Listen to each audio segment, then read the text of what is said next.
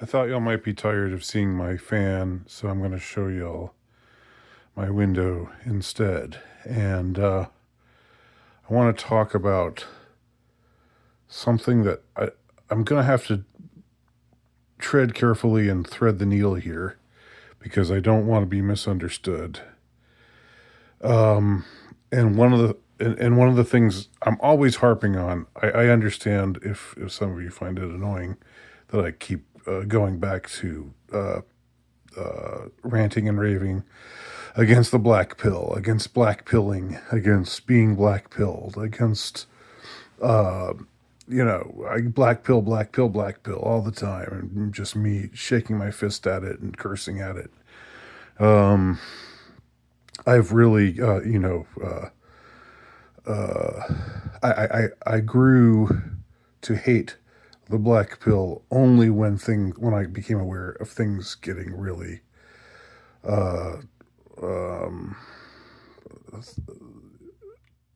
things coming to a point of direness. And You can't really, it's like, there are no atheists in foxholes. Uh, I don't think you can afford to be blackpilled when you're at war. When you're in a situation where you really need morale, where boosting one's morale is very important, and boosting the morale of those around you is very important. And so I've come to really despise the black pill, uh, as all of you know, and maybe most of you or a lot of you are just tired of hearing about. But it's a point that I think is important enough to keep coming back to, and it hits me on a really visceral level. So that's why I keep coming back to it, and that's why I make no apologies about harping on this, as it were. Well, it just seems to me that there are some people on the distant right who just can't wait for an excuse to be blackpilled and to throw up their hands and say, oh, that's it. Death, doom, despair. We're cooked. We're lost. Abandon all hope. It's like it's something. It's so morale. Uh, the black pill thing is so morale bursting that I'm tempted to say that it could be a psyop. Except that I really do think it's the mentality of a lot of the people. A lot of the dissident right is just to. It's almost like you're not happy unless you're miserable. I really do get that impression from a lot of y'all. And, it means something for someone like me to say this.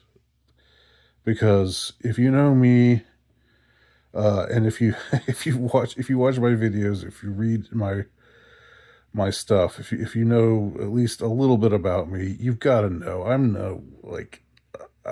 no annoying optimist. I'm not someone who goes around saying, "Hey, everybody, look on the bright side. Look on the bright side."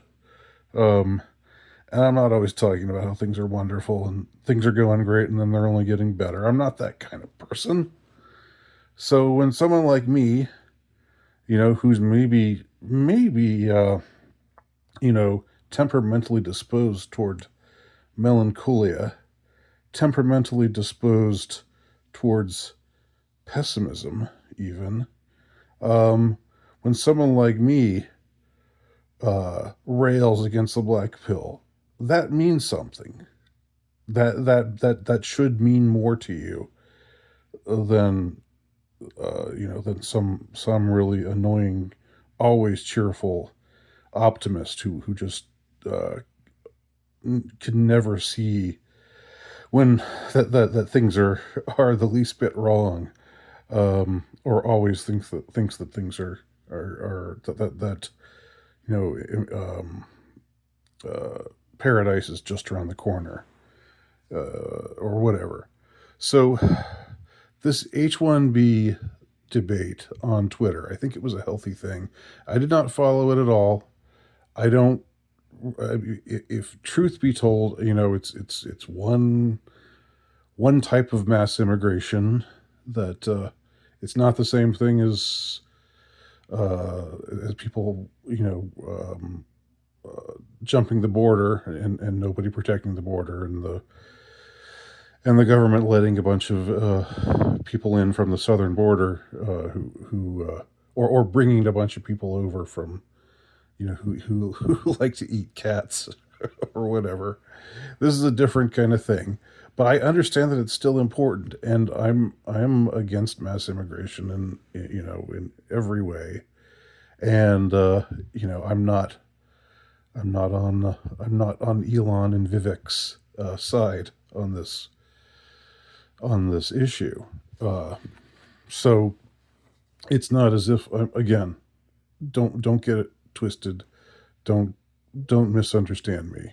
If you're going to say if you're going to say that I'm saying that I'm on Elon's side or somehow, or that I'm against the black pill just because I'm one of those annoying optimistic boomer types, uh, then you're just being willfully ignorant. So anyway, um, but it's just amazing to me that because I mean, did y'all not think that Elon Musk? Did y'all actually think that Elon Musk was somewhere close to perfect in his ideology, in his politics, in his stance on things? Did you really see him through such rose-colored glasses? No, I'm sure you didn't. You must not have. So why are you reacting like, oh, why is this like a stab in the back?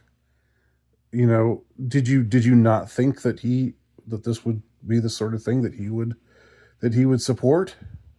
Um, that's one thing. So this all this, oh, we trusted them, and now we're just doomed because this in this one way, they're talking, about having bringing people over from India to do tech jobs, and so you know uh, black pill, black pill, black pill. Uh, we were fools ever to think that it was, like, just like, get a grip. I mean, that's what I would say. Get a grip. I mean, if you ever thought that we were that this was that the side you were supporting was anywhere close to perfect, then I mean, I don't think you ever did think that. So now, and also the kind of backlash that Musk uh, has provoked on this front, has certainly made itself felt. So now, but some of y'all are just reacting like, oh, the ship is sinking before it even left the port. Um, it's just you just can't help but find an excuse to be demoralized, and then whine and moan about it, and then try to demoralize everyone around you. I mean, just get a grip, you know? Get a grip. It's not that big of a deal. It's not a huge deal. It's one of those things.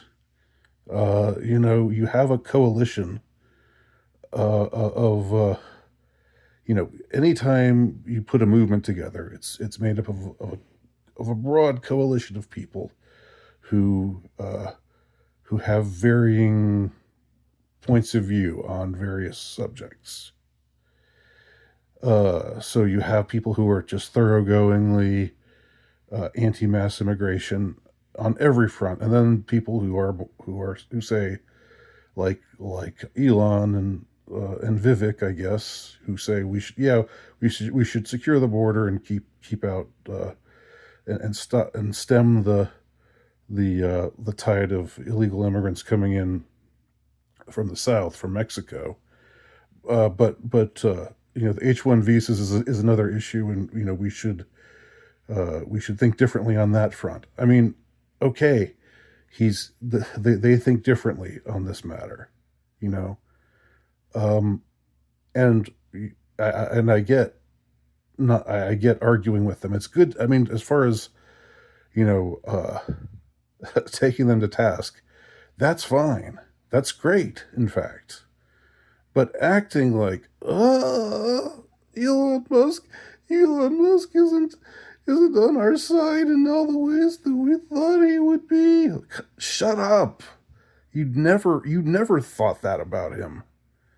You, you were you were always cynical about Elon Musk. Come on, and rightly so. You accepted the like. I mean, maturity means you form alliances or uh, tactical alliances are forged. Even without there being necessarily a total 100% or sometimes even 80%. Sometimes it's like just 50. Sometimes it's like 60 or 70% or even less. But I mean, you you make alliances that are going to be helpful for your cause. And then just I don't know, just to behave as though all is lost now that you see that one of the guys who was part of the Trump train, uh, who like there's a whole bunch of quote unquote problematic things about Elon Musk. Um, you know, the Neuralink thing certainly doesn't rub me the right way.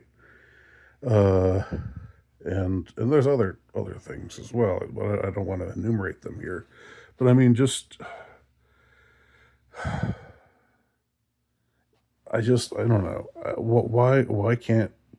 Why can't some of y'all ever just uh I don't know, just chill out a little bit and not use every little thing as an excuse to just moan and whine and you know just inject yourself. Just stick that black pill enema, so far up into yourself that uh, you're just hemorrhaging despair and demoralization. I mean, it just gets so old. It gets so old with some of you. Like, just again, just put things into a little bit of perspective. Okay. Yeah, things aren't great. Okay, we've known that things aren't great for a little while. We've known that. But I mean, just don't fall to pieces. Uh, just o- over the slightest little thing. I'm not saying that this is not an important issue. Again, don't misunderstand me. I get the feeling that might be a few people out there who are going to understand me. Uh, but I don't know. We'll see what happens if I post this at all. Thanks for watching. Thanks for listening.